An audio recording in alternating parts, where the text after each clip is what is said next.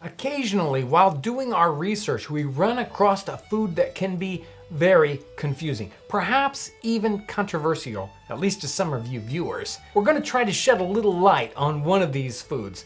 The title for this episode is the Crumpet Controversy. Thanks for joining us today on 18th Century Cooking. Today I've got Kevin joining me for this controversial crumpet topic. Now, usually whenever we start working on a recipe or a kind of food, we really like to dig into the roots of it as best we can. And many times we find these roots of modern foods right there in the 18th century and before. Recently in our research, we ran across a recipe in Elizabeth Raffald's 1769 cookbook, The Experienced English Housekeeper. And the recipe that caught our attention was called To Make Tea Crumpets. Now, while many of the English influenced cultures and societies in the 18th century and even now have this term crumpet, it is basically unheard of here in the Midwest in the 21st century. We don't have anything that we call a crumpet. About the only time I hear about it is when I'm watching a movie or something. They'll say tea and crumpets. Right, but we don't have anything like that. Now, a modern style crumpet is soft bread that's cooked on a griddle in a ring form, so they're uniform shape. And probably the most distinguishing feature are the holes in top, perfect for soaking up melted butter and jam.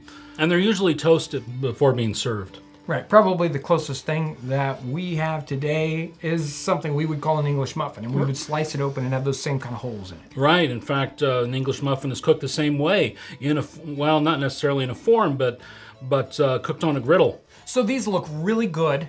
Let's get started and make some 18th century style crumpets. Perfect.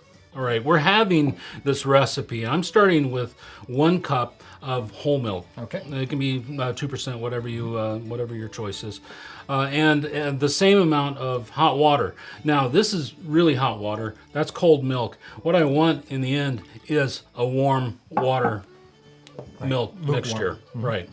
And to that, 1 egg. And if you can whisk that up. I'll whisk that up. And then the recipe says to add to this 1 large spoon of barm. Now, Barm. yeah, we've talked a lot about barm. We're going to put a link in the description below to tell you what barm is. Barm is the yeast that's taken from a brewing batch of beer. A baker would get it from the brewer. We, today, for sake of convenience, are going to use about a teaspoon of instant yeast. Will make no difference. If you're doing this at a reenactment or at a historic site, you can make your own barm. We show how to do that. Now here, I have 2 cups of flour. Okay. So we'll pour this in. You can go ahead and mix that up. Okay.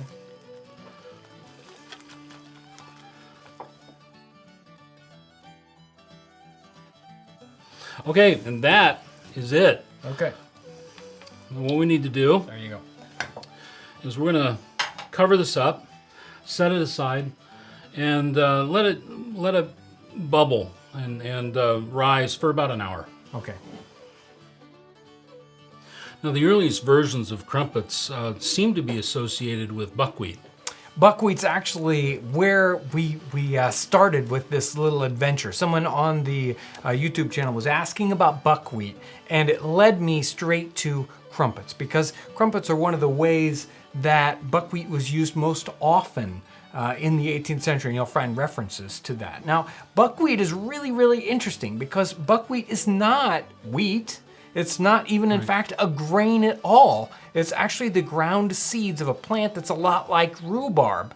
And it shows up in the 18th century and even later on with different kinds of cultures as sort of a lower class grain or a lower class flour used in less expensive things. And even used to feed livestock as well. Right. And buckwheat was common not only in Great Britain, but also in North America during the 18th century. Right, you'll find Peter Kalm's America, his travels through America, he references buckwheat. And you'll find many other references to North American use for buckwheat. Now, in Raffald's cookbook, these are called tea crumpets. Right. So these would have been made with more refined flour, a wheat flour. Right, and that's what she uses in the recipe, right? Right. She's not actually calling for buckwheat. Right. In fact, according to the Oxford Companion on Food and Drink, they say the Rafald's recipe from 1769 is probably the earliest published recipe for what we would consider the modern crumpet. Right, you'll find references to crumpets earlier. We just don't have any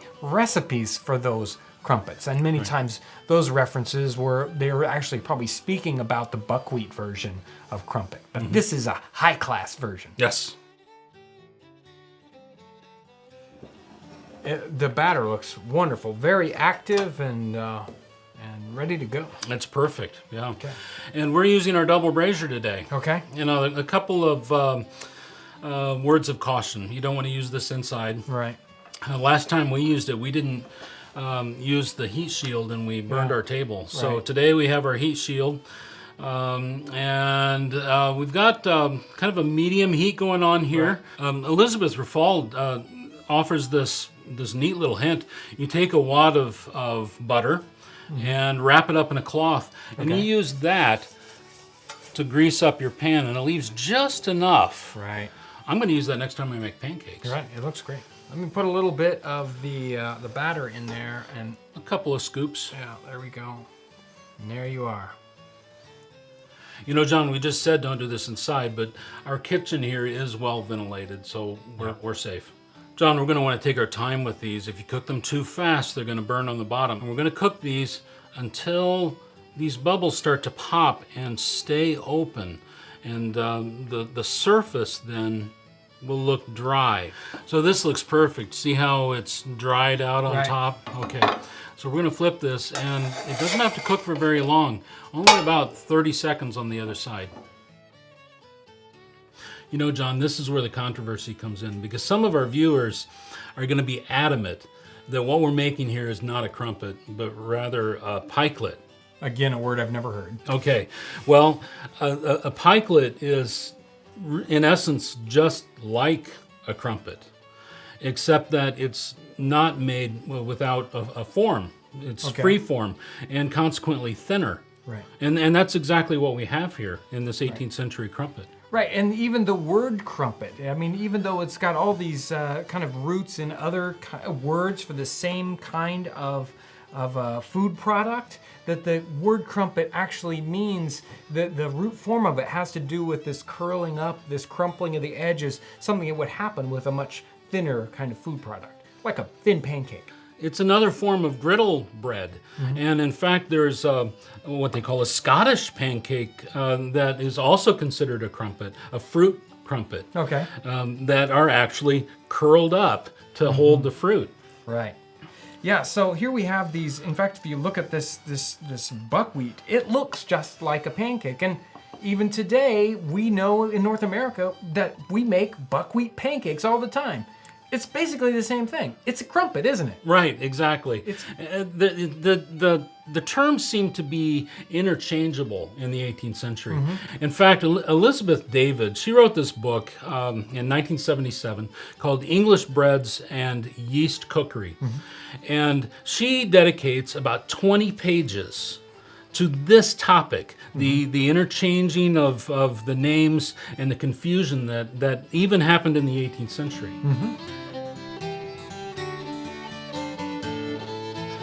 We now have these. Let's go on ahead and toast them up and try them. And normally in the 18th century, they would have had these pre-cooked like this, and then they would have heated them up. Right. Okay. Right. They would not have served them hot off the griddle. Right. Would have let them cool. They would have made them ahead of time, and then toasted them right before they served them. Well, they look great. They're nice and warm after you toasted them on the brazier. We could have used our toaster, but I guess let's give it a try.